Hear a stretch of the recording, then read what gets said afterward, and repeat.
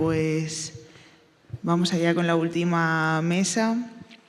Soy Paula Iglesias, soy la presidenta de la Federación Estatal LGTBI+. Y bueno, en primer lugar quería agradecer a Fundación Triángulo la invitación a moderar esta mesa que cierra un poco el ciclo, la jornada que hemos desarrollado durante todo el día, en la que hemos hablado un poco cómo se elabora el discurso de odio, qué estrategias se utiliza, a través de qué canales se difunde. Y ahora vamos a abordar la experiencia, ¿no?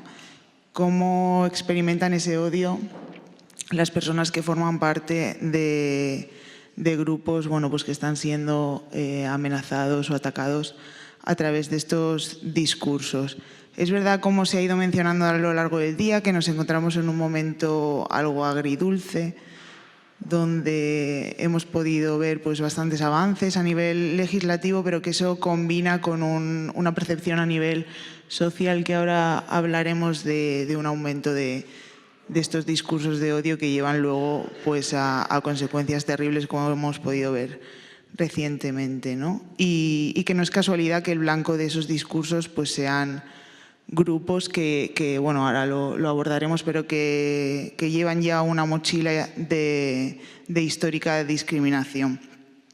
Y bueno, pues para establecer alianzas, yo creo que estrategias que sean eficaces, tenemos que conocer qué elementos de estos grupos comparten estos mensajes de odio y qué particularidades también experimentáis como identidades específicas a la hora de abordarlos.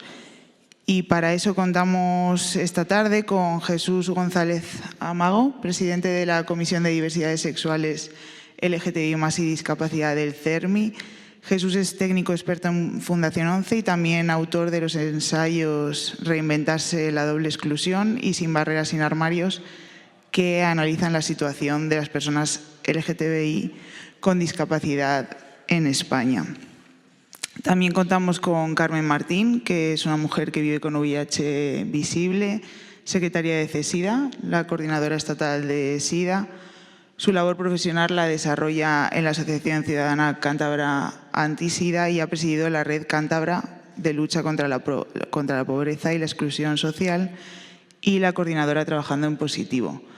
Es activista en la defensa de los derechos de las personas que viven con VIH y trabaja para promover la igualdad, combatir el estigma y garantizar el acceso a una atención integral y digna.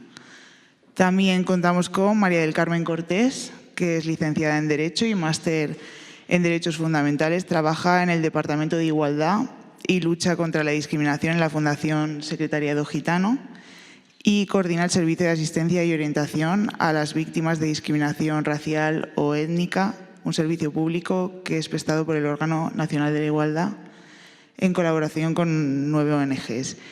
Y es una de las coordinadoras del Grupo de Mujeres Gitanas de la Fundación Secretariado Gitano.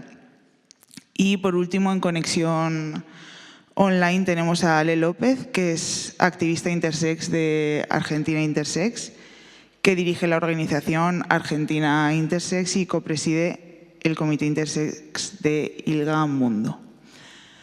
Bueno, en primer lugar, para abordar un poco esta experiencia o esta mesa más testimonial, experiencial, me gustaría preguntaros qué elementos comunes identificáis en los discursos de odio que se vierten sobre los grupos vulnerables y qué particularidades encontráis en aquellos que se dirigen específicamente hacia la identidad que representáis, que entiendo además, por lo que hemos hablado a lo largo de la jornada y por lo que vivimos, que puede ser interseccional, ¿no? Que eso al final suma vulnerabilidades. Pues para empezar, para romper el hielo. Claro, sí, están interrelacionadas. O sea, yo soy una mujer que vivo con VIH, pero las personas que viven con VIH, hay personas del colectivo LGTBI, hay personas heterosexuales, hay personas consumidoras de drogas, hay personas gitanas. O sea, quiero decir, cosas comunes, yo creo que es la vulnerabilidad. Muchas veces la situación, el propio VIH te sitúa en una situación de vulnerabilidad Pues porque vive sometido a una situación de estrés, a una situación de rechazo, de miedo a estigma, de discriminación, muchas veces del propio aislamiento, y lo que provoca pues es un aislamiento social que dificulta acceso a derechos, acceso al mercado laboral, acceso incluso a solicitar acceso a determinados recursos. Yo creo que está muy relacionado. Nosotras yo represento ahora a CESIDA, la Coordinadora Estatal de SIDA. Desde los inicios de la coordinadora lo que trata de hacer es precisamente combatir el estigma, combatir la discriminación y hacer en España que el movimiento se articule y que todas las organizaciones podamos trabajar de una forma conjunta. En mi organización, donde yo desarrollo mi labor profesional, que es en la Asociación Ciudadana Cantabria Antisida, para ver un poco cuál es la relación, nosotras tenemos relación con la Federación de Personas con Discapacidad, con COCENFE.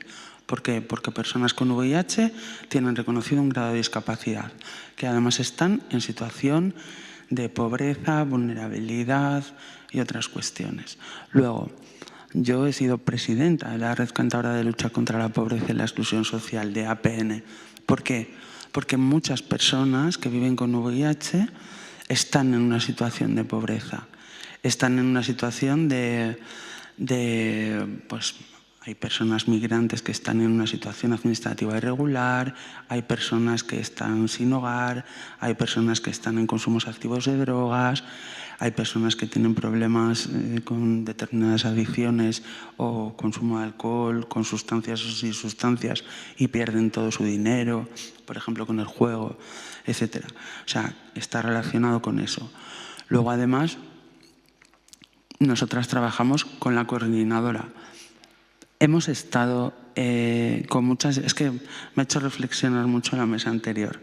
Hemos tenido muchas diferencias dentro también del propio movimiento de respuesta al VIH, porque dentro del propio movimiento están representadas, o sea, normalmente nos decimos apolíticos, pero bueno, en el movimiento hay un movimiento político de defensa de derechos, y hemos llegado a tener enfrentamientos dentro del propio movimiento, incluso con el feminismo, que perdonadme que me voy a permitir una licencia, que considero que si es un feminismo transexcluyente, quizás no debería llamarse feminismo, pero ahí lo dejo. Luego, para seguir con el trabajo y con todo lo que hacemos, también trabajamos para la incorporación en el mercado laboral, porque en muchas situaciones dejan a las personas en esa situación de vulnerabilidad y con esas dificultades de acceso al empleo a todas por igual. Nosotras, por ejemplo, desde nuestra organización tenemos un taller de inserción y programas para favorecer el acceso al empleo, y las personas que solicitan esa entrada están atravesadas por muchas violencias diferentes y por muchos discursos de odio diferentes. Puede ser una mujer transexual, migrante, en situación administrativa irregular, que además está en contexto, es una trabajadora sexual, que además vive con VIH. Puede ser un hombre gitano, gay, o sea, quiero decir, está todo atravesado y yo creo que todo está interrelacionado.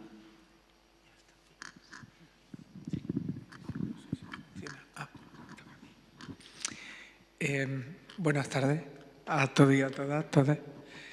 Quería agradecer, antes que nada, la invitación a esta jornada. Me están pareciendo súper interesantes, y quería señalar, antes de mi intervención, pues que la diversidad de tantas voces, de tantas mesas, desde tantas perspectivas, ¿no?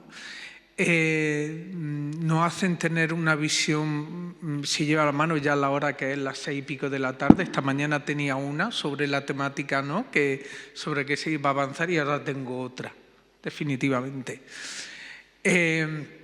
Con respecto a las preguntas de qué elementos comunes, ¿no?, entiendo que tiene que ver con esto. Yo, además de los elementos comunes, añadiría históricos. Porque la población gitana en España, fijaros, ayer lo comentaba en el grupo de trabajo, el año que viene, el 12 de enero de 2025, se cumplen 600 años del primer registro de personas gitanas en España. Y fijaros, si nos vamos a un hecho histórico que no sé si os sonará, como son las pragmáticas de los Reyes Católicos en 1499, pues ya desde ahí, fijaros, la experiencia, ¿no? Esta mesa se llama la experiencia de la interseccionalidad, la experiencia que tenemos las personas gitanas y, por supuesto, otros grupos también a lo largo de la historia de esa persecución, intento de exterminio. A lo mejor no había X, pero sí había otra herramienta de acoso y, desde luego, de atentados, ¿no? De agresiones hacia las personas gitanas. Los elementos comunes, como bien ha dicho la compañera, son muchos. La vulnerabilidad con las personas gitanas, además, pues tengo que decir que es que, fijaros, el próximo diciembre en la Fundación presentamos el 20 informe de discriminación y comunidad gitana, 20 informes. O sea, cada año registrando casos de discriminación, discursos de odio, evidentemente en los últimos años con la creación de las grandes plataformas y redes sociales, en donde hay una constante y es el rechazo, ¿no? El rechazo, la imagen negativa. Los gitanos y las gitanas somos culpables absolutamente de todo. Y eso hace pues que seamos sospechosos y sospechosas de todo. Y también, por lo tanto, por la parte de la que hoy estamos tratando, también que seamos el foco de ese discurso de odio, de esas agresiones. Fijaros lo que ha pasado en Valencia, ¿no? También con la Dana, donde se han visto una serie de comentarios cuando había unos saqueos y demás, pues eran gitanos o marroquíes, ¿no? O sea, directamente. Una imagen que efectivamente provoca ese tipo de comportamientos, agresiones, discursos de odio, delitos de odio, y que no se termina, o sea, no se termina. Pero hay una de las cuestiones que creo que es otro elemento común y que venimos analizando desde hace mucho tiempo, es que no hay reacción social. No hay reacción social cuando le pasa algo grave a una persona gitana o a una persona LGTBI. No hay reacción. Es decir, la normalización y la asimilación por gran parte de la sociedad de que pues nos merecemos esas agresiones o ese discurso de odio, y eso hace que se refuerce. Si no hay defensa, será porque pues, la mayoría tiene la razón o porque las personas gitanas pues, son las culpables, es decir, se merecen esas agresiones verbales, físicas, ¿no? Y demás. Y esto sí que me parece muy, muy importante, porque en el momento en el que como sociedad, como determinados grupos, desde luego no estoy planteando esta no reacción desde los grupos en los que estamos, las entidades en los que estamos, porque es evidente, ¿no?, que día a día estamos por la defensa de los derechos humanos, en nuestro caso de las personas gitanas y LGTBI también, porque yo soy pues lesbiana, ¿no? Quiero decir que es que estamos en esa. Pero en el momento en que no hay reacción, ahí ya está fallando algo.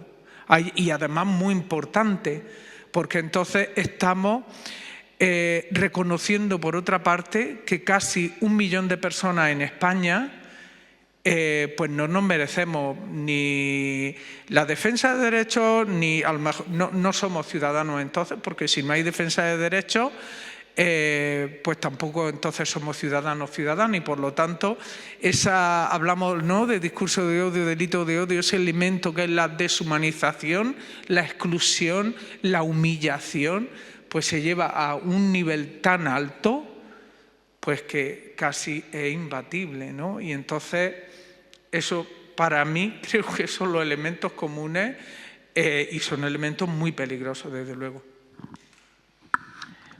Buenas tardes. Muchas gracias a Fundación Triángulo por invitar a la discapacidad y al CERMI en representación de las personas con discapacidad.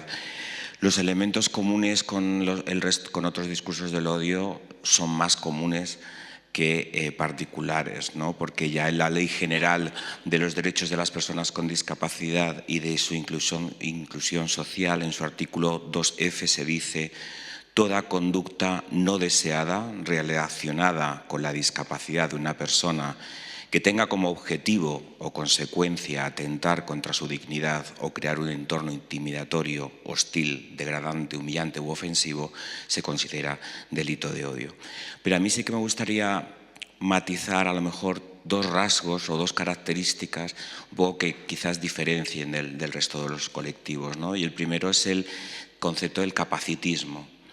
Seguimos siendo minusválidos, seguimos siendo disminuidos. Hasta hace nada, en la Constitución española del año 78, el artículo 49 nos seguía catalogando como disminuidos, ¿vale? Seguimos siendo subnormales, ¿vale? Es decir, y no es una cuestión de capacidades, una vez más, sino que es una cuestión de igualdad de oportunidades y, ante todo, de accesibilidad. Y luego, por otro lado, creo que también tenemos una cierta diana, ¿no?, también por parte de la sociedad respecto al tema de la sexualidad. La sexualidad de las personas con discapacidad está anulada, ¿vale? Para muchas personas que desconocen a la propia discapacidad, seguimos hablando, o que siguen hablando, ¿no?, del sexo de los ángeles, ¿no? Es decir, es como que bastante tienen con lo que tienen como para encima pensar o poder tener relaciones sexuales. Y muchos de estos discursos afectan negativamente a la igualdad, a la orientación sexual, a la identidad de género y, por supuesto, a la educación afectivo-sexual, que en muchísimos espacios sigue siendo nula. No sé si Ale nos escucha, ¿quiere intervenir? Hola, ¿me escuchan bien? Sí. Bien, perfecto. Bueno, primero que nada, mis disculpas por no estar ahí hoy con ustedes. Bueno, sucedió una cosa ajena a mí, pero bueno, estuve escuchando atentamente lo que estaban diciendo y la verdad que coincido que existen muchas interseccionalidades. Yo pertenezco a un grupo que es de personas intersexuales y en mi organización también existen personas intersexuales que también tienen discapacidad, personas intersexuales que son personas trans, personas intersexuales que son lesbianas o son personas no binarias. Como es de público conocimiento, estamos en Argentina pasando por el gobierno de extrema derecha, este gobierno fascista de Javier Milei, de esta famosa La Libertad Avanza, ¿no? Donde es sumamente complejo poder hacerle frente a los discursos de odio cuando es el mismo presidente y todo su gabinete está fogoneando el abuso, el odio hacia la comunidad LGBT principalmente, ¿no? En toda su campaña pudimos escuchar, y seguramente las noticias llegaron ahí, por ejemplo, él tiene esta batalla cultural en contra de la población LGBTI, ¿no? Y uno de los dichos que dijo durante su campaña, donde ganó muchos votos, es que rechazan la diversidad de identidades sexuales que no se alinean con la biología, o por ejemplo, las personas con discapacidad son un gasto. Esa es otra cosa que dijo. Se acabó el robo del género y las diversidades. Otro dicho es: si preferís no bañarte y estar lleno de piojos y es tu elección, eso está bien, pero no te quejes después si a las personas le da asco los piojos. Otro dicho en su campaña y durante su gobierno es: se aprobó la ideología de género para que nuestros hijos sean envaselinados y atados desnudos en una silla para que las personas puedan violarlos. Esos son los dichos del gobierno de Javier Milei con las diversidades, aparte del recorte de políticas públicas, el cierre de organismos, a personas que viven con el VIH. Ayer diferentes organizaciones pusieron en manifiesto el recorte en las partidas presupuestarias, tanto de medicamentos como de preservativos. Se estima hoy, la Fundación Huésped de Argentina estima que alrededor de 50.000 personas en el año 2025 no van a poder recibir su tratamiento, y esto está poniendo a interseccionalizar, ¿no?, a todos los movimientos, a buscar estrategias para hacer frente, ¿no? Porque nos quedan todavía muchísimos años de la presidencia de Javier Milei, y estamos buscando cómo, de alguna u otra manera, empezar a aliarnos, empezar a interseccionalizar las luchas, porque sabemos que solas o soles, no vamos a poder hacer frente ante estos discursos de odio. Otra cosa que también afecta específicamente a la comunidad intersexual, pero también a la comunidad trans, fue hace poco, por ejemplo, que es muy conocido lo que pasó con la boxeadora Imane Khelif en los Juegos Olímpicos de este año, donde salieron muchas noticias, ¿no? Muchas estas fake news, ¿no? Sobre las personas trans, sobre las personas intersexuales, ¿no? Donde personas políticas reconocidas a nivel internacional, por ejemplo, del presidente también de la Argentina, dijo: el feminismo hizo que esto sea un deporte, poner a un hombre peleando con una mujer. ¿Dónde están las feministas? La verdad que es sumamente preocupante cómo el avance, ¿no?, de estos discursos apuntan a poblaciones que son sumamente vulnerables, son sumamente, la verdad, que hacen que la lucha durante la pandemia, por ejemplo, las personas LGBTI salieron a hablar en redes sociales. Era un espacio de militancia, se convirtió en un espacio de militancia, y hoy es un espacio sumamente hostil. Cuando nosotros nos organizamos, hacemos reuniones, no vemos como estrategia responder a los mensajes de odio en redes sociales. La verdad que nos hemos llamado a silencio y a buscar estrategias con otros movimientos para ver cuál es la manera de hacerle frente. Es sumamente preocupante cómo un gobierno fomenta estos discursos y cómo la gente también acepta, porque este gobierno hoy está ahí gracias a el apoyo de más de la mitad de la población argentina. Creo que debemos buscar estrategias, y esta unión que estamos haciendo acá es sumamente importante, porque veo también referentes de personas con discapacidad, referentes del colectivo gitanos, referentes del colectivo de personas con VIH, y bueno, así lo estamos haciendo también en Argentina. Estamos creando esta interseccionalidad para buscar estrategias y hacer frente a los que nos queda, ¿no? Voy a recoger el tema que comentabas de los discursos que se vierten en esferas institucionales, porque no sé si visteis el otro día las comparecencias de la subcomisión de delitos de odio, pero Vox y bueno, el PP más de refilón, pero concretamente Vox, hablaba de que también se vierte odio sobre sus tribunas, también sobre las personas empresarias, o incluso hablaban de los centros de culto, ¿no?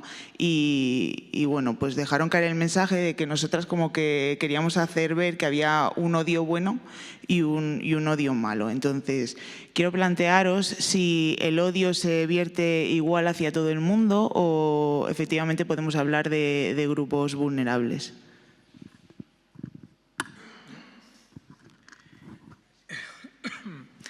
Hace un tiempo hubo efectivamente un debate y uno de los agentes que aparecía por ahí era la Policía Nacional, o sea, los agentes de policía. No me voy a meter en eso. Desde luego, no. O sea, no podemos creer que el discurso de odio afecta de la misma manera a cualquier grupo. No. Porque, como bien ha dicho, estamos hablando de grupos, pues de poblaciones, de grupos sociales, de colectivos que están al margen, muchos de ellos al margen de muchas cosas. Hablamos de exclusión, de marginalidad, pero a veces no solo física, ¿vale?, sino en otras esferas.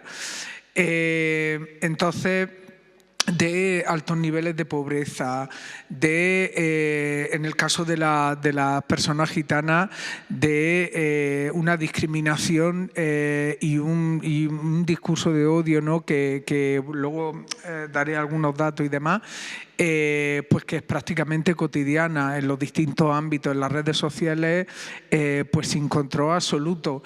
Y entonces no es lo mismo el impacto que tiene el discurso de odio en un grupo de población con estas características, con estos perfiles, donde la indefensión es absolutamente, o podría decir, pues yo qué sé, por no decir un 100% absoluta, un nivel muy alto de indefensión y desprotección, que además hay que sumarle eso que anteriormente apuntaba, de que no hay una defensa social de las personas gitanas, de lo que atenta hacia las personas gitanas, de los delitos que se cometen en contra de las personas gitanas. Entonces, claro, eso hace que el impacto, la interseccionalidad, cuando hablamos de mujeres, cuando hablamos de menores, cuando hablamos de personas LGTBI gitanas, pues no sean las mismas. Entonces, no puede ser a todos los grupos ni a cualquier persona. Comparto lo que comenta Carmen, porque, es decir, la agresión, el discurso del odio afecta contra un colectivo que está fuera de, comillas, lo normal, cierro comillas, ¿no? Es decir, puesto que se entiende que la normalidad, insisto con las comillas, es ser heterocis y sin discapacidad, ¿vale? Si yo agredo a ese grupo, se va a considerar un insulto, no se va a considerar un delito de odio.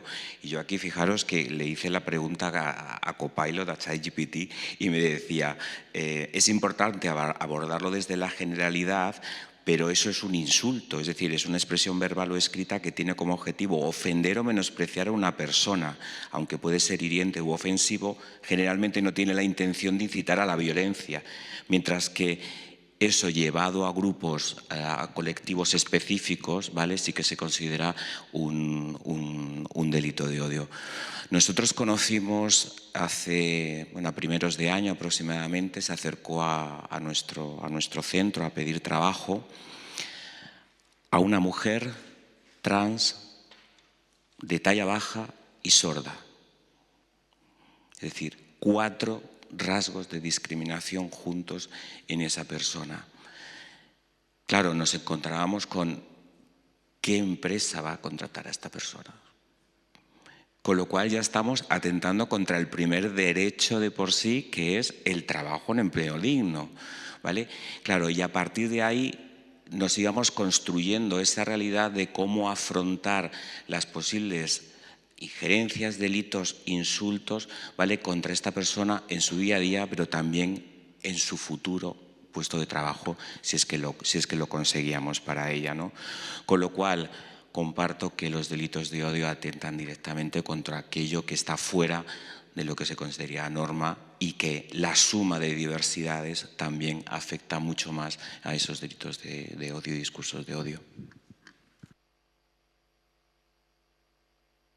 A ver, los discursos de odio de la extrema derecha utilizan la violencia de toda la vida y las justificaciones de toda la vida. Es como la violencia de género, ¿no? Si pegaban a la mujer, la culpa sería suya, ¿no? Algo habría hecho. Y estos, en los discursos de extrema derecha y de Vox, además utilizan a colectivos o a personas o a grupos que ya somos vulnerables y que además ya estamos sancionados históricamente y que además llevamos mucha vulnerabilidad detrás. Cuando a un empresario no se puede comparar. Y porque a un empresario tú le puedes llamar muchas cosas, pero a lo mejor si le llamas algo es porque es un empresario explotador y no una persona que crea empleo, riqueza, tal, ¿no? Quiero decir que creo que hay muchas diferencias. Lo que da pena y hace daño es ver que los discursos están calando y que están llegando enmascarados, pero que llegan. Pero también es que yo hace 33 años que vivo con VIH y antes las situaciones de estigma o de discriminación o de rechazo eran, bueno, quizás en el ámbito sanitario era como más visual, o sea, era como un golpe de realidad más fuerte, pero en los entornos sociales, en muchos entornos encontrabas comprensión y bueno, era políticamente incorrecto rechazar a alguien por tener VIH. O sea, quiero decir, eso no estaba bien. Incluso cuando yo he tenido esas experiencias de rechazo, otras personas del mismo grupo han criticado esa situación de pues, cuando se me ha discriminado, estigmatizado o tal, ¿no? O apartado. Pero es que ahora se están legitimando esos discursos dentro de las redes. Ahora no es políticamente incorrecto. Ahora han cambiado el mensaje. Ahora, como el señor el loco este de Milei, o la señora Ayuso, comunismo, libertad, pero ¿qué coño es, qué juego de palabras es ese? O sea, quiero decir, nos están engañando además y culpan a las... Es que nos están queriendo como retorcer, es como rizar el rizo, pero desde luego no puede ser de ninguna manera. Y lo que nos queda es esa pedagogía de la que hablábamos antes y todo eso, pero también mucha contundencia en el discurso y efectivamente ya estaría, o sea, ya hasta aquí toda la violencia que podíamos sufrir y de aquí en adelante ni un paso atrás en derechos. Porque además lo que desgraciadamente está sucediendo en Argentina, yo también conozco a las chicas de la Fundación Huésped y he tenido contacto con ellas, es brutal, es brutal. Y estamos a poco de que pase. Aquí también hay personas con VIH que por su situación administrativa se han quedado sin tratamiento. Pensar un poquito en las fechas, porque a mí me hace mucho reflexionar, en el año 2011 o en el año 2012, cuando entra en vigor el Real Decreto de la exclusión de las personas al sistema sanitario, también es el momento en el que el Pacto de Estado por la Igualdad de Trato y la Discriminación asociada al VIH queda guardado en un cajón. En ese mismo momento, cuando sales, en el año 2018, sale del cajón y se aprueba. ¿Cuándo empiezan los discursos? O sea, todos son como ciclos que están acompañados de las políticas y ahora el temor gordo es lo que viene detrás. Lo que viene detrás que se está permitiendo. Y que antes no estaba bien y ahora parece que hemos normalizado que vengan aquí a vulnerar derechos y a que la violencia institucional, el hecho de que se pueda decir en el Parlamento o en el Congreso, en la Casa del Pueblo, se hable así de determinadas cosas, como cuando la violencia, los derechos LGTBI. Es que yo creo que hay cosas que no se pueden permitir, pero que nos lo están... Es verdad, a nosotros no, a nosotras no nos lo venden, pero lo están vendiendo muy bien fuera. Fuera de nuestro entorno se está vendiendo muy bien. Sí, Ale, ¿estabas asintiendo? Sí, bueno, comparto absolutamente todo lo que estaban hablando, pero sí, no es lo mismo cuando el impacto se dirige a grupos, como dijeron, a grupos específicos, ¿no?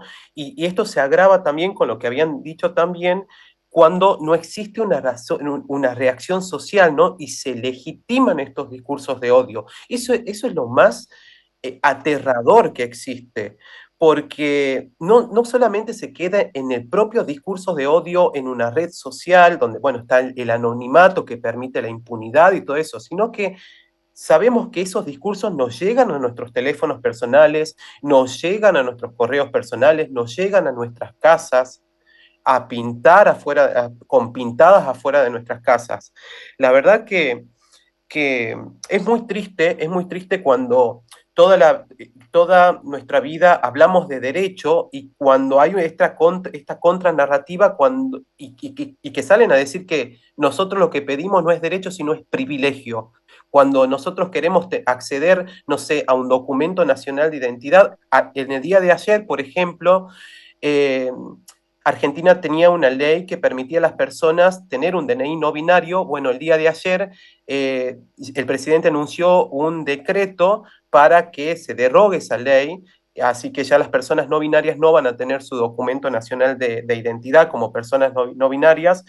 Y uno se pone a leer y uno escucha, ¿no?, a los propios funcionarios del gobierno cuando dicen basta de privilegios hacia las personas LGBTI, que basta, que no hay plata, como si fuera que la crisis económica, la gran crisis económica que está pasando Argentina y también otros países, haya pasado por el simple hecho de darle un DNI a una persona o de reconocerle algunas cirugías de reasignación de sexo o un tratamiento hormonal.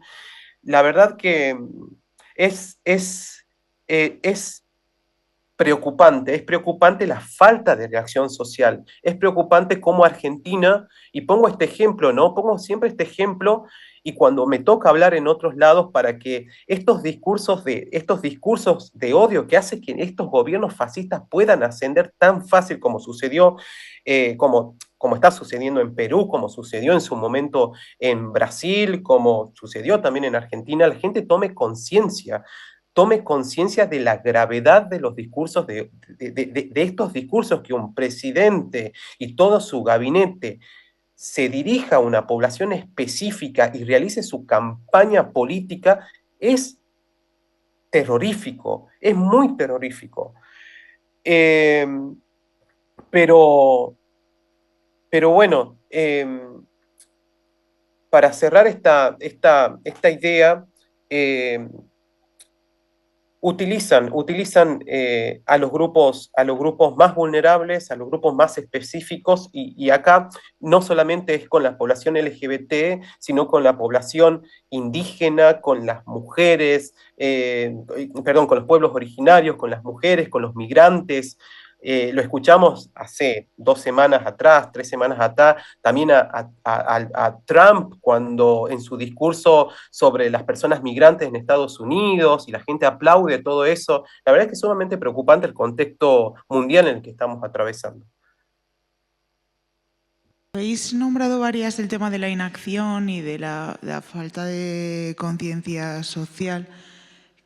¿Qué creéis que podemos hacer para generar esa movilización, ¿no?, de la sociedad que nos ve como la otredad? Si es que podemos ser la otredad, porque ya hemos hablado de que nos atraviesan tantas intersecciones que quienes no somos LGTBI, mujeres, pues vivimos con VIH, tenemos discapacidad, somos personas gitanas, entonces al final nos están haciendo ver como la otredad y como la minoría. Habría que ver si efectivamente lo somos, pero ¿cómo creéis que podemos generar esa movilización social y que la gente pueda despertar un poco y ver lo que efectivamente está pasando contra los grupos vulnerables? Yo no sé cómo, pero en realidad la necesidad es de movilizarnos, pero también de siendo conscientes de que nos atraviesan todas esas violencias y que nos necesitamos las unas a las otras y las otras a los unes. O sea, nos necesitamos. Y nos necesitamos para hacer esa pedagogía, para sensibilizar a la población, para realmente... Yo creo que a veces, aunque la educación en una barra de bar sea un poco de primero de cuñado, explicarle a alguien, tenemos que seguir haciéndolo. Aunque en las redes sociales estemos y recibamos agresiones, sidosa, etcétera, pues bueno, a veces pues creo que sí que necesitamos. Y necesitamos realmente poner también la cara cuando vemos que a otro le están golpeando o a otra le están golpeando. Creo que también tenemos que unirnos en eso. Tenemos que denunciar de forma conjunta todas esas cosas, porque yo creo que hay mucho tiempo en el que como que cada uno hemos estado a un lado y ya nos han comido la tostada. O sea, que nos hemos quedado fuera de juego. Nos hemos quedado fuera de juego cuando en realidad nos han dejado fuera de juego. Porque los que venden ese discurso desde el privilegio nos dicen que queremos privilegios, no derechos. Lo dicen desde el privilegio, además. Creo que, y además lo ganan. Porque además es un discurso muy sencillo de comprar. Si yo digo que, claro, que es que fíjate, los derechos LGTBI y los derechos de las personas migrantes, y por qué les vamos a dar tratamiento, y por qué van a tener esto, y por qué me van a quitar mi trabajo, y además, no sé, yo también estudiar un poco de dónde salen los votos de determinados partidos cuando lo miras en los barrios barrios obreros y ves el ascenso de la extrema derecha, eso no hay quien lo explique. Y creo que hace falta esa pedagogía y hay que hacerla. Y nos necesitamos para tener fuerza. Porque si no, somos más, ¿eh? O sea, yo creo que somos más. Lo que pasa es que no estamos muy bien organizados. Y el poder sí se organiza muy bien. Ale, no sé si quieres intervenir ahora tú. Sí, coincido.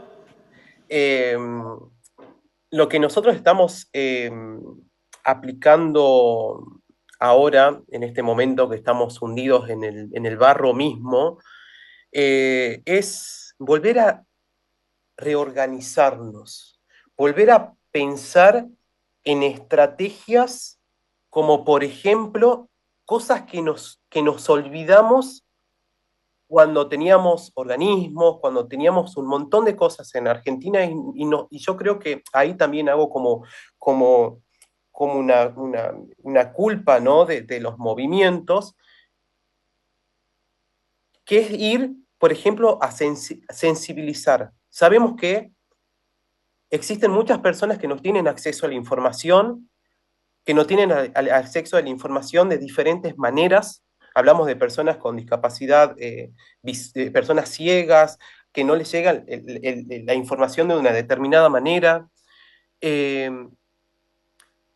Empezar a volver a las calles, volver a sensibilizar a las organizaciones, buscar qué organizaciones son amigas, golpear las puertas, decir, che, tengo esto para hablar, tengo esto para decir, tengo esto para exponer, ir a barrios populares. Lo que nosotros estamos haciendo ahora es ir a barrios populares, concientizar sobre qué son los discursos de odio, cuál es la importancia de tener cuidado con estos discursos, hablar con organizaciones que tengan base en los barrios populares, que son donde las personas más acuden, ¿no? Ya sea por búsqueda de alimento, que son centros culturales, hablar también con centros culturales, hablar con organizaciones de derechos humanos que están establecidas en el territorio, hablar con organizaciones también de afuera para que nos den una idea y para saber cómo podemos proceder o entender la manera de crear estrategias. Y también es otra manera que estamos encontrando es aprender sobre organismos de derechos humanos, aprender a hacer denuncias a organismos de derechos humanos. ¿Qué es la Corte Interamericana de Derechos Humanos? ¿Cómo podemos presentar una denuncia si acá en Argentina no las toman, si existen crímenes de odio? Hace menos de 6 meses incendiaron a 2 chicas lesbianas que estaban durmiendo en un barrio de Buenos Aires, le prendieron fuego. Y el gobierno dijo que eso no es crimen de odio, que eso es un ataque como cualquier persona puede tener un ataque en la calle o durmiendo. ¿Cómo podemos acudir cuando no tenemos absolutamente nada, no tenemos seguridad, no tenemos justicia, y estamos desprotegidos? Yo creo que es volver a las bases, volver al territorio, volver a los barrios populares, volver a a establecer conexiones con organizaciones. Yo creo que por ahí creo que es la manera de volver a empezar, ¿no? Yo me quedaría perdón, con 3 puntos. Uno, que creo que es importante, el tema de la incidencia política. Creo que ha sido, está siendo y será muy positivo ese pacto contra los discursos de odio promovidos por la FELGTBI, en el que CERMI y Fundación 11 desde el primer momento dijimos sí y firmamos, y ahí seguimos trabajando con vosotros al respecto, porque desde las propias tribunas políticas se oyen cosas hirientes contra cualquier colectivo de la diversidad. Hace poco, en el Parlamento de Cataluña, el consejero de Empleo soltó una perla, no quiero citar de oído, por si acaso, porque la perla fue tremenda, diciendo algo así como que cuando yo era consejero de Interior tuve una persona de esas con disminución. Y era el consejero de Empleo y Trabajo de la Generalitat de Cataluña. Con lo cual, es muy importante también que desde las tribunas políticas esto no se considere un insulto, una ofrenda, sino que se considere realmente un discurso de odio hacia esos colectivos. Luego, yo creo que también en nuestro caso es muy importante trabajar dentro de la discapacidad todas las peculiaridades de la propia interseccionalidad, ¿no? Hay muchas veces que nuestro día a día va hacia el reconocimiento de los derechos de la discapacidad, pero hay veces que nos olvidamos de esa discapacidad LGTB, de esa discapacidad de personas racializadas, de esa discapacidad de personas gitanas o de personas con VIH, ¿no? Y en ese momento es cuando somos todavía más vulnerables, porque no estamos en el discurso, ¿vale? Y desde luego salir a las calles. Creo que tenemos que salir a las calles a decir basta ya, o sos discapacidad, o lo que haga falta, para que se nos tenga no solo en consideración, sino desde luego en cuenta, y que todas estas cosas no pasen por los raseros que han pasado. Ahora, por desgracia o por suerte, después de 3 años, tenemos un ejemplo que ha sido el veredicto del caso de Samuel Luiz, que por fin se ha hecho veredicto de que es homofobia. ¿Vale? Y leía las declaraciones del jurado defensor y yo me echaba las manos a la cabeza, que abogados, por mucho que tengan que defender a unas personas que han cometido un delito, puedan decir esas cosas que han dicho. Eso también son discursos de odio hacia el colectivo de las personas LGTBI y en este caso con discapacidad, como era Samuel.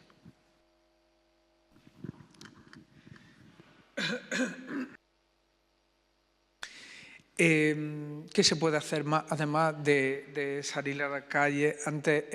Anteriormente en las mesas también se ha destacado, ¿no? Que somos más y por lo tanto pues tenemos una fuerza potencial que no sabemos pues a lo mejor gestionar, ¿no? Pero que tiene que llegar el momento porque los tenemos en las puertas, ¿no? Además de eso, de sentarnos juntas, de coordinarnos, de visibilizarnos, de estar en las calles, la incidencia política, creo que es muy importante también otra serie de cuestiones, y yo lo digo también desde la perspectiva ONG, ¿no? En primer lugar, la creación de datos. O sea, necesitamos datos objetivos, pues en el caso de la Fundación Secretariado Gitano, de los discursos de odio, el rechazo, de los casos de discriminación que sufrimos las personas gitanas de manera cotidiana, para tener esa incidencia, pero también con un objetivo claro de sensibilización social y de reclamo a la sociedad y a las instituciones, de decir, pero ¿qué estáis haciendo, no? Porque es muy difícil, ya se expuso ayer en el taller de trabajo, pero también aquí esta mañana es muy difícil afrontar una denuncia por delito de odio. Además, la Fundación Secretariado Gitano, además de los datos objetivos, compartirlos, hacerlos accesibles también a la población con la que trabajamos, porque es que, claro, estamos hablando de grupos de población pues con un determinado perfil, con unas determinadas exclusiones, niveles de pobreza, marginalidad territorial también, que ¿cómo les llega la información? ¿No? O sea, y eso es un derecho también, un derecho pues que tienen las personas pues para poder reaccionar, poder denunciar, y ahí está la complejidad. Por lo tanto, también necesitamos datos, un lenguaje adaptado, necesitamos creación de materiales informativos que les diga a la gente y sobre todo, insisto, a los grupos de personas con los que trabajamos qué es lo que está pasando y qué es lo que pueden hacer dentro de lo que podemos hacer, que ya hemos visto que es poquísimo, ¿vale? Porque hace falta, haría falta muchísimo dinero, tener un poder bestial para hacerle frente pues a personajes como Elon Musk, ¿no? Que hemos estado hablando esta mañana.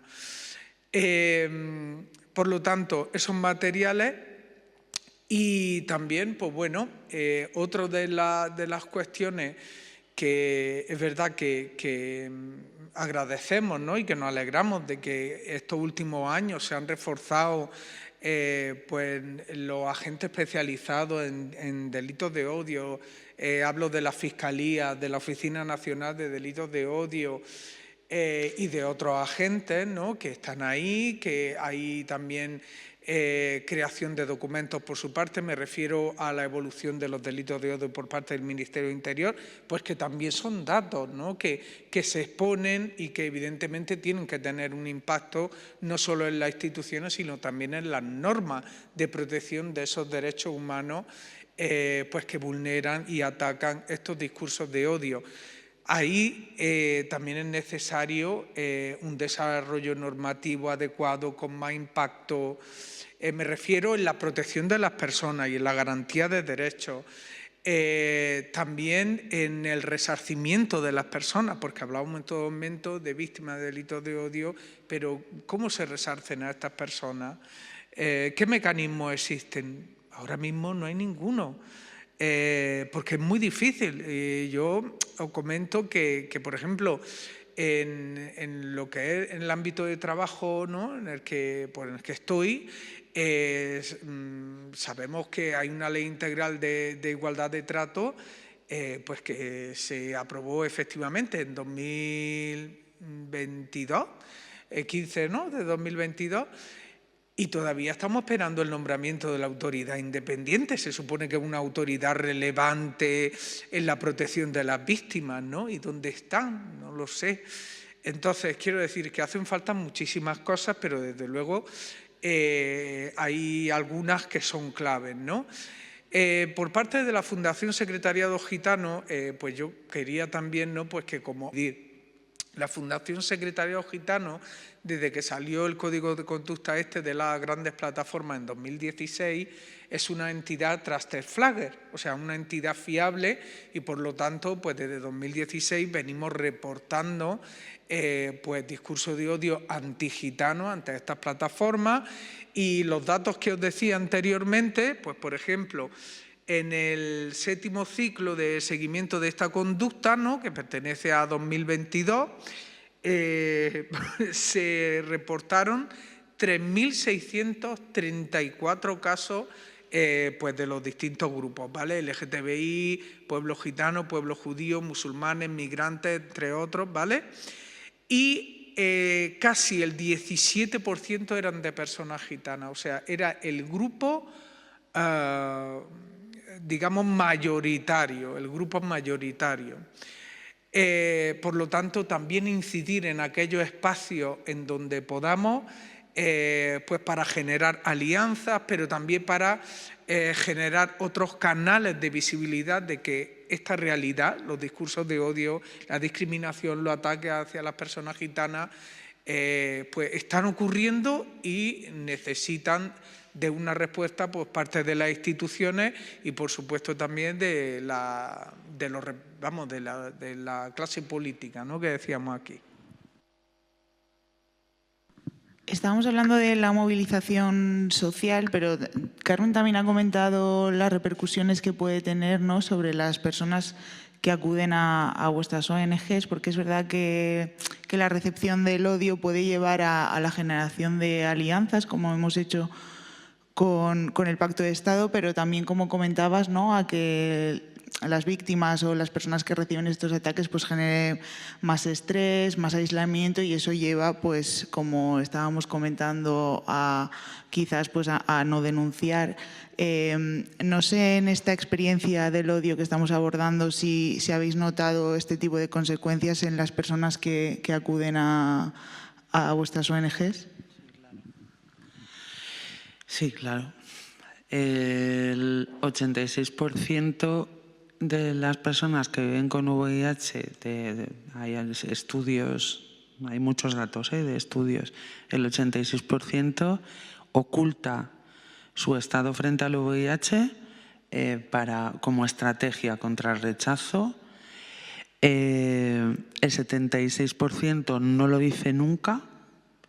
Pero es que, claro, cuando se revela el estado serológico, como puede ser en el ámbito sanitario, para recibir una atención, casi el 40% tiene experiencias de estigma, donde siente rechazo y discriminación.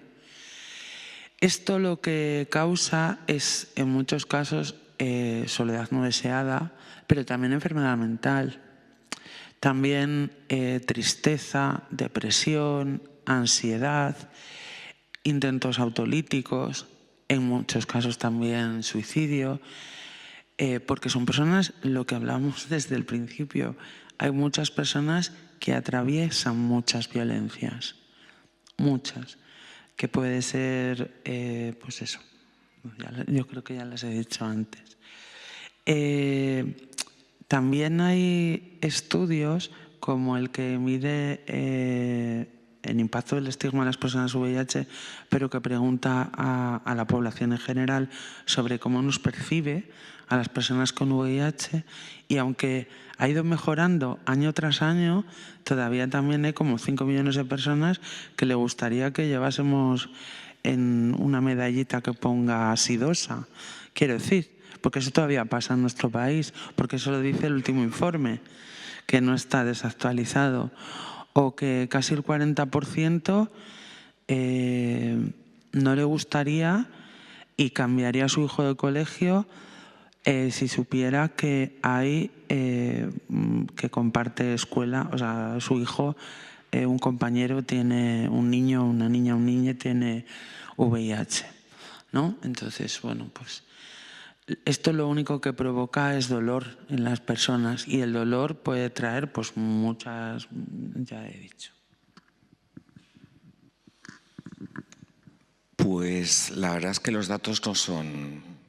Hay una parte oscura y una parte un poco más positiva, ¿no? Es decir, los delitos de odio en España contra las personas con discapacidad aumentó un 69,2% desde el 2019. ¿Vale? Este es el mayor aumento porcentual de denuncias, seguida por la denuncia de los delitos por discriminación por razón de enfermedad, que presentan un 62,5% más. Pero el dato bueno es que en el 2023 se registró un incremento de las denuncias del 21%. ¿Vale? En comparación con el año anterior.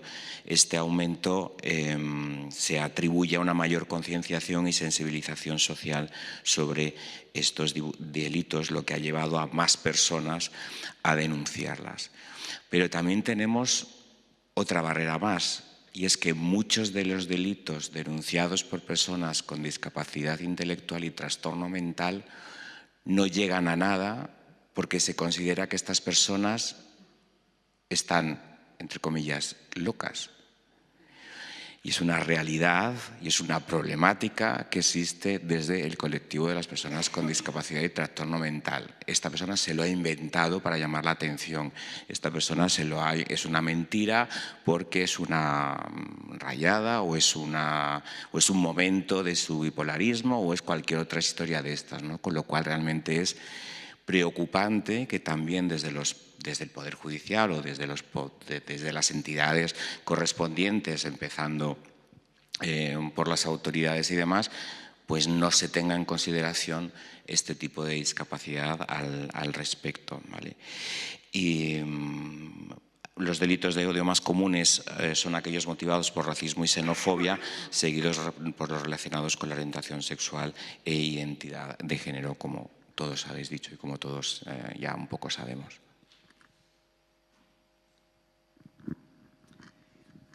Creo que la pregunta era relacionada con el impacto, ¿no?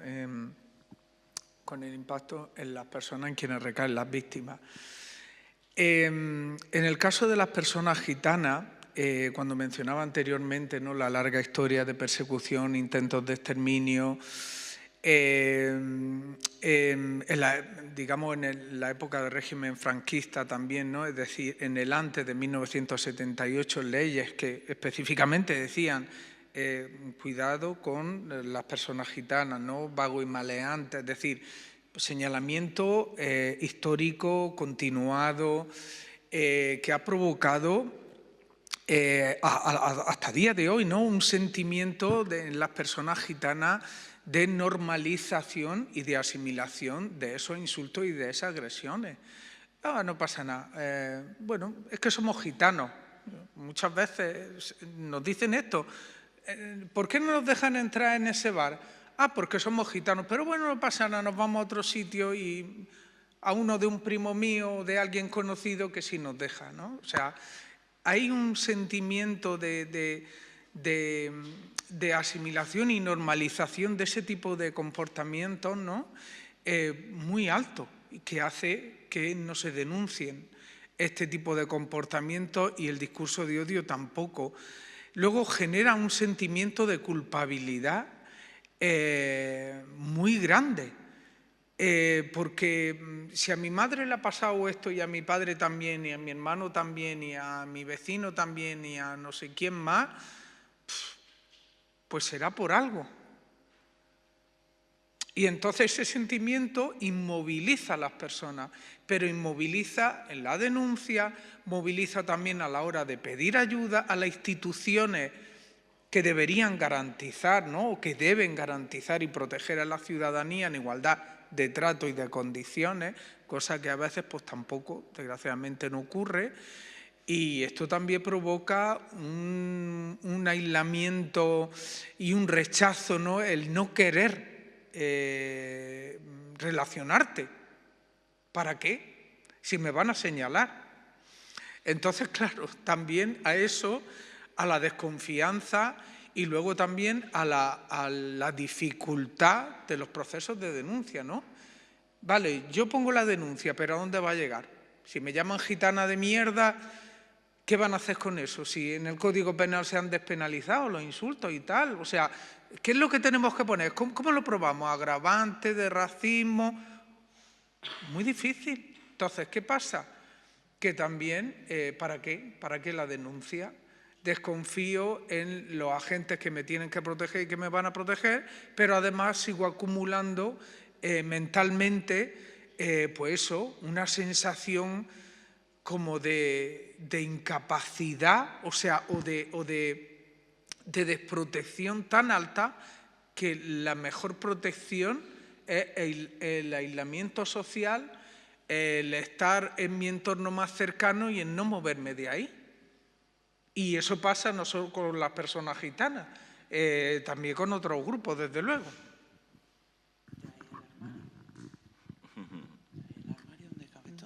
Bueno, acá nombraron algo como muy interesante, que es el resarcimiento económico, ¿no?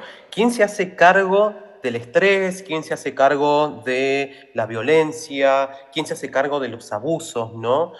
Desde la organización que ya anteriormente le conté, que es una organización que nuclea personas principalmente intersex y personas intersex que tienen discapacidad, notamos que muchas personas que vienen a consulta, que mandan un mensaje, o madres, padres o tutores legales que tienen infancias intersex, ante el avance de los discursos de odio y este gobierno fascista, tienen muchísimo miedo principalmente a a lo que pueda llegar a pasar si se llegan a enterar que su hijo es una persona intersexual, principalmente. Si bien en Argentina no existe una ley hasta el día de hoy que proteja a las infancias intersexuales de la mutilación genital intersex, y es una deuda que históricamente tiene pendiente Argentina, es preocupante cómo inciden, ¿no?, en la libertad de las personas, ¿no? Se hacen llamar gobiernos de la libertad y todo eso, pero las personas, notamos que las personas del colectivo del cual yo trabajo, tienen mucho miedo principalmente de decir que son personas intersex, principalmente de salir a las calles, porque está muy violento hoy en día poner el cuerpo, y lo que nosotros sostenemos es que ya pusimos tanto el cuerpo frente a los médicos, frente a cámaras de fotos, de filmación de nuestros genitales, y de nuevo poner el cuerpo en las calles para que la policía nos pegue, para que la policía nos lleven a los calabozos. ¿Hasta cuándo tenemos que de nuevo salir a las calles por algo que nosotros no votamos? Y es ahí donde se transforma en un problema. Es como, de nuevo, en las diversidades tenemos que salir de nuevo a las calles, de nuevo tenemos que enfrentarnos a la policía, de nuevo tenemos que ir a las cárceles. Y volviendo a este tema del resarcimiento económico, ¿no?, de quién se hace cargo. Argentina tuvo un cupo laboral trans, travesti trans, que permitió el ingreso del 1% de personas trans, travestis y no binarias al Estado Nacional. La mayoría de las personas tuvieron su primer trabajo, por primera vez un trabajo registrado. Desde diciembre del año pasado, con la asunción del Javier Milei, alrededor de 500 personas que habían ingresado por cupo laboral perdieron su trabajo, y muchas de esas personas eran personas que ejercían el trabajo sexual. Muchas de ellas, compañeras mías y compañeros míos, volvieron a la calle. Muchas de esas personas hoy en día ya no están. ¿Quién se hace cargo de eso, ¿no?, del daño provocado? ¿Quién se va a hacer cargo el día de mañana? ¿Quién va a dar respuesta no tan solo a las personas que corrieron de sus trabajos, de trabajos que eran por ley, que le dieron por ley? ¿Quién se hace cargo de las mutilaciones genitales que se hicieron y que se hacen a las infancias intersex? ¿Quién se hace cargo de los medicamentos que tomamos después? ¿Quién se hace cargo de nuestro daño mental por haber sido abusados por parte del modelo médico, este modelo médico hegemónico normalizador de cuerpos? Y acá voy a interseccionalizar con el compañero de activista de las personas con discapacidad, ¿no? Nosotros tenemos también personas que son intersexuales y también personas con discapacidad que acá reciben una pensión por discapacidad de alrededor de $120. Si transformamos peso a dólar, son alrededor de $120. Y una pieza compartida, una habitación compartida para poder vivir, está arriba de los $250. Sumándole a la inflación, a la pobreza, a la indigencia, al recorte de las obras sociales y prepagas que no pagan, que no cubren elementos básicos como sillas de ruedas, muletas, quedan las poblaciones diversas, las poblaciones LGBTI, las personas con discapacidad, al total abandono, ¿no? ¿Qué hacen las personas con discapacidad si no tienen una familia que les esté apoyando y que exigen una independencia, ¿no? ¿Qué hacen? Quedan en la calle. O sea, esa es la preocupación que nosotros vemos, que tratamos de buscar, de hablar, de golpear puertas, pero se hace sumamente difícil cuando hay un gobierno que constantemente, día a día, cierra organismos, recorta leyes, insulta, agrede, y no existe una reacción de la sociedad a decir: paren, que las diversidades, las lesbianas, los gays, los intersexuales y las personas con discapacidad tenemos que ir a las calles, a ser apedreados por la policía. Eso es lo más preocupante, ¿no? Me parece muy importante la reflexión que haces y el mensaje de quién quién se hace cargo, ¿no? Porque no sé si tenéis la impresión de que al final la responsabilidad siempre está puesta en nosotras. Y nosotras que llevamos una mochila, como comentabais, de desconfianza hacia quien se supone que tiene que protegernos. Y quien se supone que tiene que protegernos, que vive también en esta sociedad y en este contexto y que se empapa también de esa desinformación o de esos bulos, ¿no? Que, bueno, en psicología hablamos de correlación ilusoria cuando se habla de que gitano igual a ladrón o gay igual a sidoso o a pedrastia, ¿no? Entonces, ¿cómo cortamos ese ciclo de odio y qué alianzas estáis estableciendo con otros grupos vulnerables para hacerlo? Y bueno, cualquier otra reflexión que queráis lanzar antes de que pasemos al turno de preguntas. Bueno, nosotras el trabajo en red con las organizaciones, tratando de establecer las alianzas. Desde luego, desde el Ministerio de Sanidad, la disposición es maravillosa. Es verdad que además ahora vamos a trabajar para el decreto de discapacidad, o sea, para que se recoja también a las personas con VIH, que ahora mismo no están. Creo que, no sé, que seguir trabajando, seguir buscando alianzas. Nosotras nuestro trabajo lo hacemos como, no sé, tratar de encontrar fuerza de donde la haya.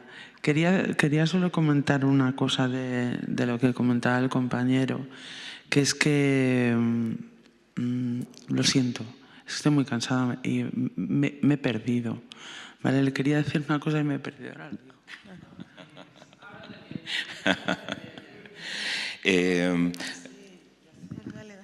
No, un segundo. Es que son los discursos, esto, de cuando lo estaba diciendo, es que todo lo que dices es maravilloso. Es maravilloso, quiero decir, cómo lo expresas y cómo lo cuentas. Ahora es muy jodido y es muy duro, ¿vale? Pero creo que aquí también está sucediendo lo mismo. ¿En quién lo paga? Lo pagan las personas más vulnerables siempre. Y luego, aquí también pasa la renta social básica, el ingreso mínimo vital, incluso la renta de una pensión no contributiva tampoco da para vivir a las personas. Pueden tener 457 euros y una habitación pues vale 500 o 350 o tal. Pero aquí ya ha calado el discurso de, aunque la paga siempre el más vulnerable, ya nos están vendiendo desde hace mucho tiempo las paguitas. Las paguitas las están vendiendo y además están vendiendo que a la población gitana le dan paguita, que a la población migrante le dan paguita, que es absolutamente falso. Que quiero decir que esa didáctica que tenemos que hacer también del bar, del cuñado, de contarle, mira, que no, que si tú no has cotizado no tienes derecho, que si tú tal, que en 5 años aquí no te regularizas, porque yo he visto verdaderas barbaridades, pero nos la están colando también. Es que, perdonadme, pero es que me levanto a las 4 de la mañana para coger el tren, ¿vale? Entonces ya estoy pasada de vuelta como los niños. No, es que ya estoy, que ya no sé ni qué digo. Bueno, desde el CERMI y desde Fundación 11, ¿vale? Yo hay algo que me propuse desde que empecé o desde que me pidieron que un poco liderara estos temas en el 2017, que fue el primer año que salió el primer cupón de la 11 del Orgullo, el World Pride, ¿vale? Y fue la primera vez que aparecimos el CERMI con una agrupación en la manifestación, y la verdad es que es algo que jamás se me olvidará porque fue realmente muy, muy emocionante aquello. Pues mi preocupación ha sido en todo momento estar en todos los sitios en los que podamos estar, ser muy visibles, ¿no? Fuimos los primeros que estuvimos en el Bus del Orgullo, por ejemplo, en los premios Plumas del Ático llevamos 3 años y para nosotros es fundamental ese trabajo de, ojo, aquí estamos, tenemos mucho que contar, tenemos mucho que decir, y yo creo que los 3 premiados que hemos tenido han sido representantes muy potentes al respecto de nuestra misión, valores y propósito. Y luego desde la comisión también somos una comisión muy participativa, proponemos muchas cosas, y yo también insisto que soy muy mosca, toca narices y estoy constantemente moviendo a los 12 que somos, y empezamos por formación, es decir, dentro del colectivo de las personas con discapacidad no sabían lo que eran las siglas LGTBIQA+. Es decir, vamos a empezar a hacer pedagogía dentro de la casa, ¿vale?, para contar todas estas cosas, y gracias a las formaciones que organiza FELGTBI o REDI u otras entidades, pues empezamos a hacer todo ese trabajo al respecto.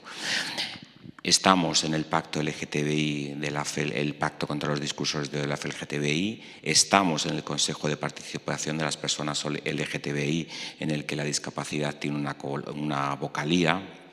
Tenemos acuerdos muy interesantes y en el que hacemos muchas cosas con FELGTBI, con Fundación Pedro Cerolo, con Arcopoli, con REDI, con ACNUR, con Secretariado Gitano. Es decir, tenemos que estar ahí porque la transaccionalidad afecta a todo el colectivo de las personas con discapacidad, con lo cual nuestro primer objetivo en este tema es la alianza para que la suma no sea una resta, como es lo que ahora mismo nos está pasando. Si es que no tengo nada más que añadir, si es que es la verdad. Y creo que lo venimos haciendo y lo venimos haciendo bien. Si es que además tenemos muchas cosas en común. La primera es la defensa de derechos de las personas para las que trabajamos, ¿no? Desde luego.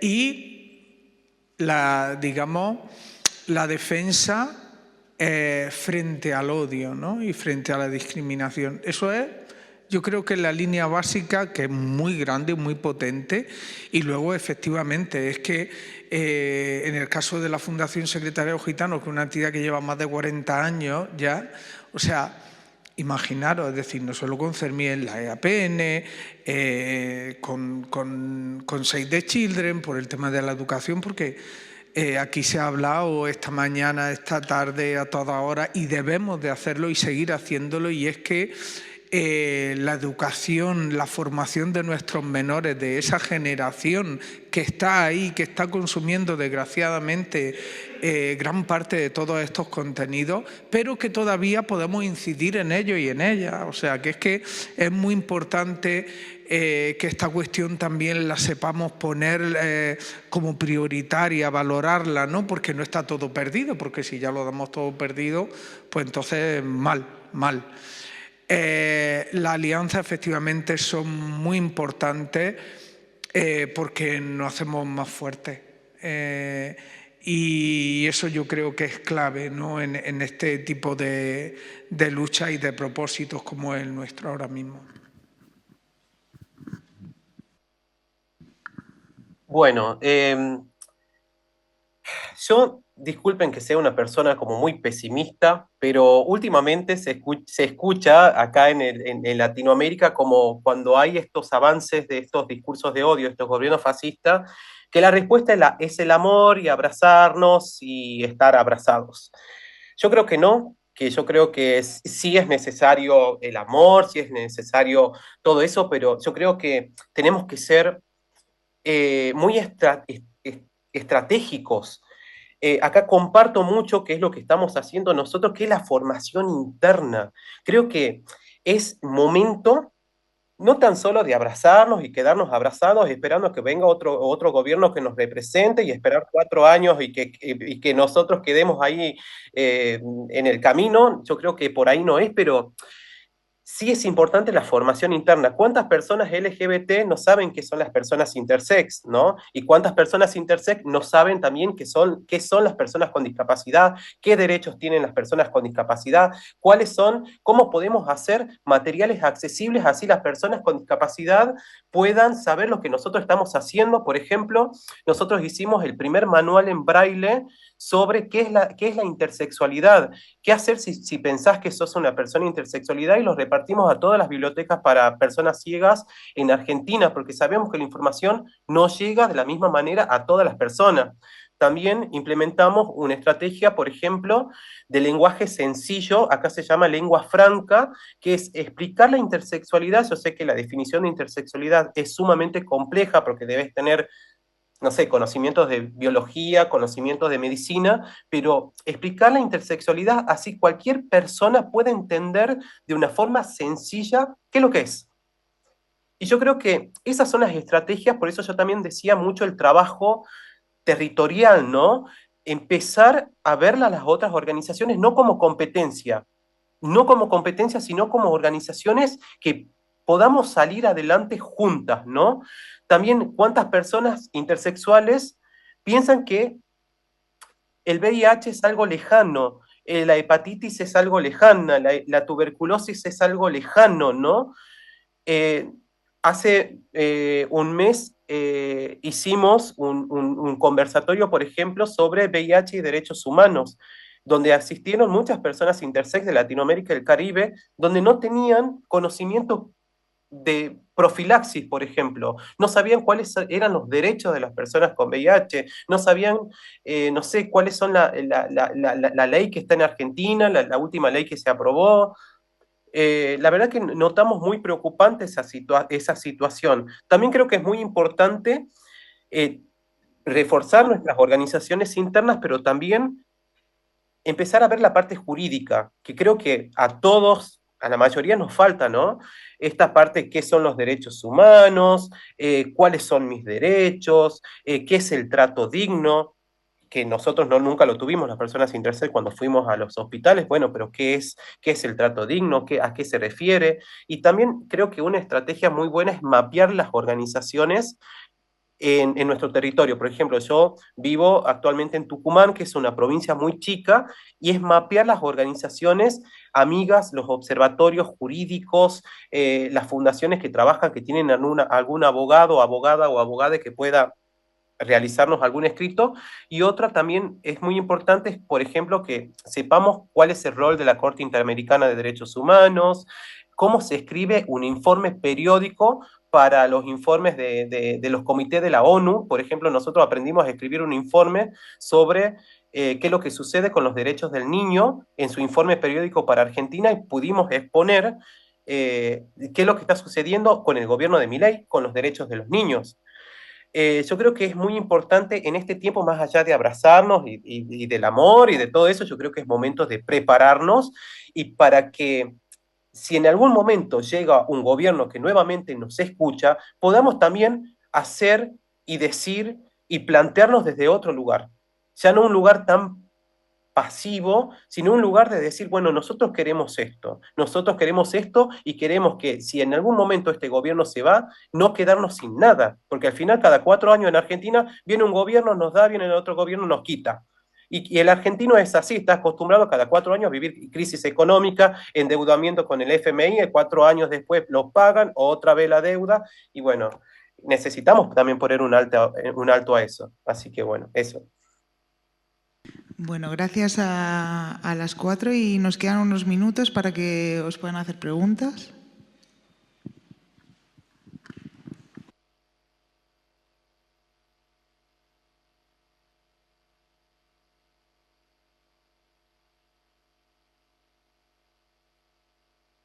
Muchas gracias. Más que preguntas, pues vuelvo a hacer un comentario en el sentido de que podríamos estar 90 años atrás y pues los mismos colectivos gitanos, personas con discapacidad, personas con enfermedades graves que en aquel momento no existía el SIDA, homosexuales, fueron perseguidos por los mismos discursos del odio que tuvieron entonces como caldo de cultivo la pobreza tanto intelectual como la pobreza económica. Hay que recordar, aquí en España hemos hablado antes de la generación joven, vamos a recapacitar y decir, pues alguien que ha nacido en el 2000, que ahora tiene 25 años, pues esa persona durante 8 años ha tenido un lavado de cerebro con España va bien. Luego pues ha visto que sus padres han perdido su trabajo, igual han tenido que volver a casa de los abuelos, donde había una pensión para hacer vivir, pues igual los abuelos, los padres y el hijo o la hija, porque son familias con menos hijos. Y entonces, pues esa persona durante 4 años, sus primeros 4 años de la crisis, ha visto un gobierno de izquierda que ha hecho muchísimos avances, pero cuyo luego gobiernos de derecha han cosechado mucho sobre la amargura de esa crisis económica que ha perdurado hasta el 2018, con excepción del 2019 que levantó un poquito la cabeza, y luego la pandemia. Entonces esa gente, si son por ejemplo chicos, pues esos chicos lo más probable es que su padre haya estado en paro porque trabajaba en la construcción o trabajaba en un sector muy vinculado a la construcción. Con eso, digamos, la figura paterna igual ha tambaleado, igual ese chico de 25 años ahora se siente mucho más inseguro y se siente como, digamos, figura masculina, y entonces igual está más receptivo a un discurso de la extrema derecha, mientras la chica, pues igual es su madre la que se ha quedado con trabajo porque pues bien ha tenido la madre ha tenido un trabajo más de limpiar, etcétera, y entonces igual ella es un poquito más feminista, que podría explicar lo que habíamos dicho en la mesa anterior.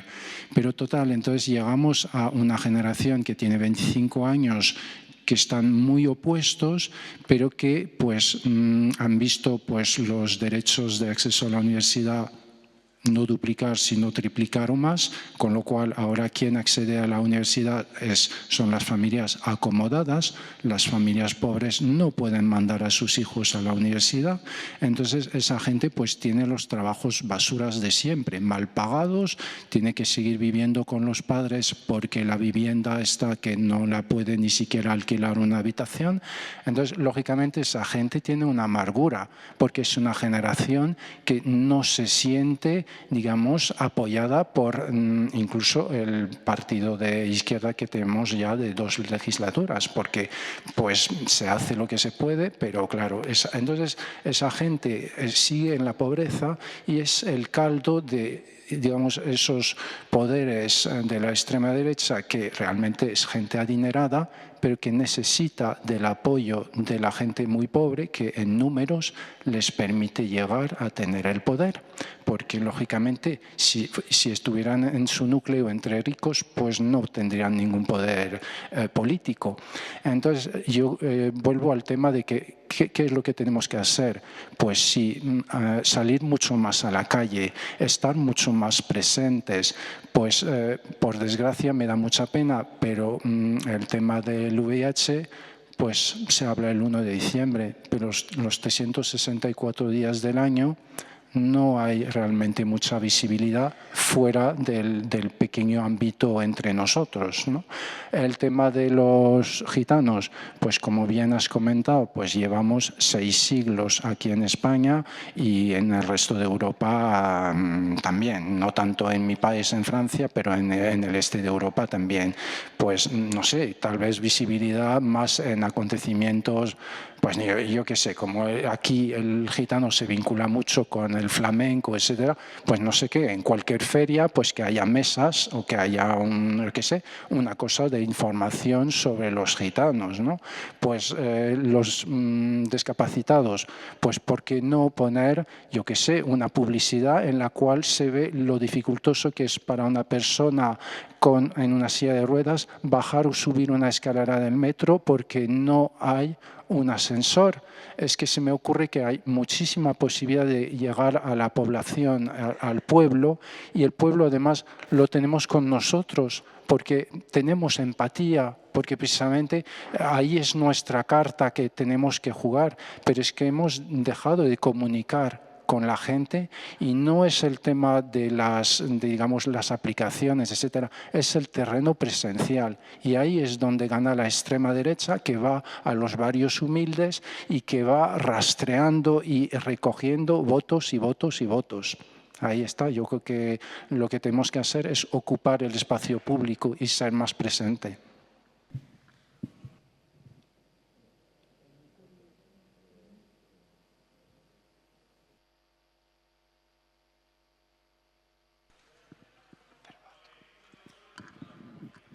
Bueno, coincido con algunas cosas que decía el compañero, pero yo iba más por otro lado, ¿no? Hablábamos antes de alianzas estratégicas, lo cual estoy de acuerdo, ¿no? Lo decía Uge esta mañana, ¿no? Que no podemos ir solos, cada uno por un lugar. Pero en esas estrategias a veces se queda mucho en lo que nosotros conocemos. Es decir, yo mime conmigo, ¿no? Yo conozco a la FEL me conoce a mí como Triángulo, qué guay, vamos a hacer una alianza estratégica y muy bien, pero no llega a casi nadie, ¿no?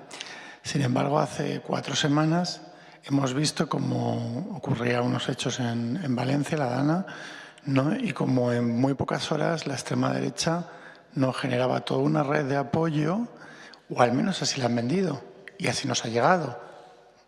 Habrá una parte que será verdad y otra parte que no. Hay una parte que sí que era verdad, ¿no? Y son las juventudes de Vox las que estaban detrás. Eso también son redes. Y esas redes no es una reflexión que saco porque nosotros no sabemos llegar a esos espacios.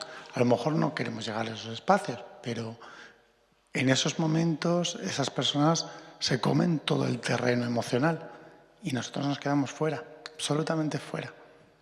Es una reflexión. Vamos a ver. Bueno, es que este tema... Vamos a ver.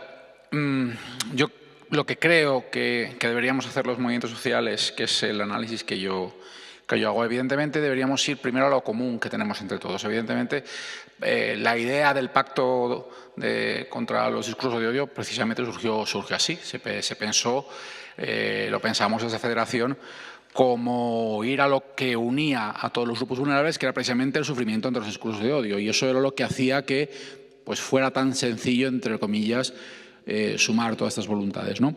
Eso para empezar, ¿no? Yo creo que estamos en un momento ya en el que deberíamos empezar a ser conscientes de que estamos en un momento de supervivencia, de que tenemos que pensar realmente que la situación, si sigue evolucionando en la dirección en la que estamos, no es ya a nivel personal individual, sino también como organizaciones. Hay riesgo real de que muchas de nuestras organizaciones en poco tiempo, no en demasiado tiempo, pues sufran muchísimo o incluso desaparezcan. Esto es un momento esencial. Y por tanto, si somos conscientes de esto, tenemos que hacer, por lo menos como mínimo temporalmente y ahora, una alianza en la que pongamos el foco o la prioridad de nuestros movimientos sociales precisamente en lo común que tenemos todos, que es la amenaza realmente que tenemos enfrente. Y eso va a pasar muchas veces por redirigir recursos, enfoques y planteamientos que a lo mejor estamos dedicando a luchar por nuestros derechos.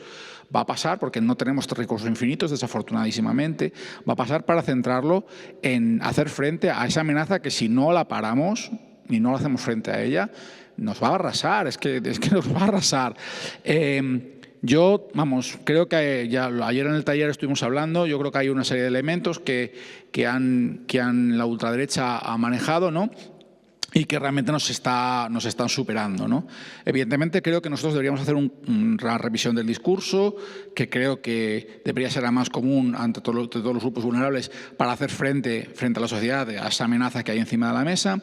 Deberíamos tener claro que los problemas que tenemos es el problema de canal de comunicación, ese es el problema central, los medios de comunicación, pero sobre todo las redes sociales.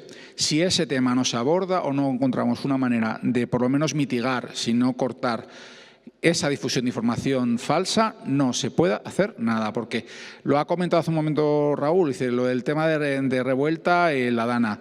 Todo eso es falso. O sea, son las redes sociales que han sobredimensionado una serie de gente que simplemente no existe y que en 5 minutos de repente tiene el foco mediático. Contra eso es que tú puedes salir 1000 veces a la calle. O sea, yo recuerdo perfectamente, además, fíjate, con el tema de la Dana, que hubo una manifestación contra el gobierno de Amazon unos días después. A mí me dio paz. Vi la manifestación y me dio paz. Dije, mira, por lo menos se ve que la ciudadanía piensa de otra manera, no es lo que hay en las redes. A los 2 días ya estabas otra vez con la percepción generalizada de que todo era una situación de desinformación absoluta, todo el mundo estaba cabreado con el gobierno, etcétera. A los 2 días, tú no puedes estar saliendo todos los días de manifestación para que la gente vea cuál es la opinión realmente de la gente de la calle. La idea de la sociedad la construimos en los medios, y si los medios de comunicación nos transmiten una idea tan deformada, al final creemos que esa imagen es la realidad. Y creemos que es la realidad y actuamos en consecuencia, y la ciudadanía vota en consecuencia de esa imagen deformada. Entonces, o paramos el tema mediático o yo creo que no hay nada que hacer. Luego, evidentemente, también se habló el otro día, es fundamental hacer una apuesta por la verdad de una manera radical. O sea, decir, mira, es que la clave es que ellos hacen desinformación y mentira. Eso yo creo que es un tema clave. Hay que exigir recursos. José lo dice muchas veces y es verdad. Y además de una manera ya claramente y además sin bromas. Por favor, o sea, como no haya pasta, como no haya dinero para contrarrestar estas desinformaciones, no se puede pelear. O sea, no puede ser que nosotros peleemos con dos manos atadas a la espalda contra gente que viene con millones y millones de euros para desinformación, bots y mierdas. No se puede. Y esto, a ver, es que es un tema de decisión de país. Yo lo dije esta mañana en la comida, la Federación de Piragüismo recibe más dinero que todas las asociaciones de LGTBI de España. La Federación de Piragüismo, por favor, el piragüismo no me importa. A nadie le pegan por hacer piragüismo, a nosotros sí. Entonces, ¿por qué el Estado no pone suficientes recursos para las organizaciones LGTB? Eso, para empezar, LGTB y de cualquier otro tipo de diversidad. Y luego, el tema de la estrategia. Hay que cambiar la estrategia, yo lo tengo clarísimo. Hay que volver a conectar, hay que centrar y conectarse con la ciudadanía. Por supuesto, nosotros dentro de la unidad, eso está claro. Hay que conectar con discursos que la ultraderecha está utilizando, con la cultura popular. Y luego, insisto, ese tema también ha salido varias veces, hay que ver cómo podemos abordar el problema con los hombres, la radicalización de los hombres hacia la extrema derecha, contra el feminismo, el LGTBI, pero contra también las personas migrantes, gitanas, etcétera, etcétera. Y eso no significa darle la razón o decir, mira, estoy gastando mi esfuerzo de mi vida. Es que como no lo hagamos, van a ganar, nos van a arrasar y luego diremos, pues a lo mejor lo teníamos que haber hecho.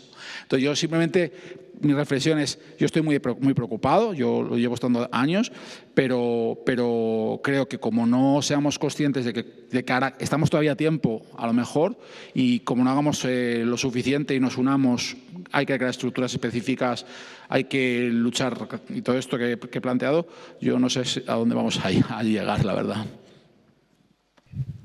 Bueno, se nos ha ido el tiempo, pero es un tema que seguiremos trabajando y reflexionando. Desgraciadamente no nos queda otra, pero bueno, gracias a Mari Carmen, Jesús y Ale por haber estado esta tarde aquí, y a vosotras también por escuchar.